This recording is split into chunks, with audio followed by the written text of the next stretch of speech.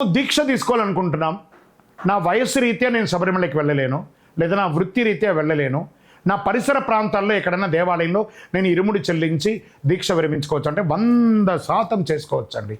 శబరిమల అయ్యప్ప వేరు, మీ ఊర్లో ఉన్న అయ్యప్ప వేరు అనుకుంటే మీ ఊర్లో దేవాలయాలు కట్టి పూజలు చేయకండి. అక్కడ ఉన్న అయ్యప్పే, ఇక్కడ ఉన్న అయ్యప్పే.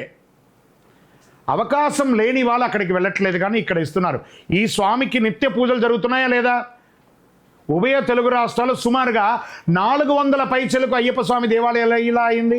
అందులో సుమారుగా 300 పైచలకు దేవాలయాలకి 18 ఉంది. పడి పూజలు జరుగుతున్నాయి, అభిషేక ఆరాధన జరుగుతున్నాయి, ఇరుముళ్ళు ఇస్తున్నారు, ఎన్నో చోట జరుగుతున్నాయి.